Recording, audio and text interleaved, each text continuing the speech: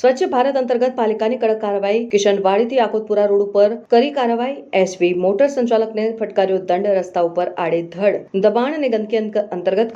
કરાઈ હતી કાર્યવાહી ગેરેજ સંચાલકને સ્થળ ઉપર જ 50,000નો દંડ ફટકાર્યો સંચાલકને 12 કલાકનું અલ્ટિમેટમ અપાયું જો આજના દિવસ દરમિયાન વાહનો દૂર નહીં કરે તો પાલિકા વાહનો ટોઈન કરી લેશે પાલિકાના આકરા વલણથી દબાણકર્તાઓમાં ફફડાટ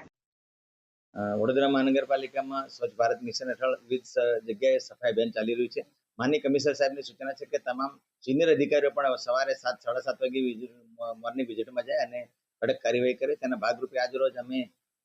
સવારમાં મોર્નિંગ વિઝિટમાં હતા. તે દરમિયાન કિશનવાડીથી યાકુતપુરા રોડ જે છે તેના પર એક એસવી મોટર્સ નામના જે બિઝનેસમેન હતા તેમણે મોટા પ્રમાણમાં રોડ પર દબાણ અને ગંદકી કરેલ હોવાનું માલુમ પડતા તમામ અમારા અધિકારીઓ, દબાણ શાખાની team, assistant commissioner, board officer, sanitary inspector અને તમામ અધિકારીઓ સાથે મળીને એના પર કાર્યવાહી કરેલ છે અને તેને 50,000 રૂપિયાનો દંડ વસૂલ કરેલ છે સ્થળ પર. ચોક્કસથી તેઓને દબાણ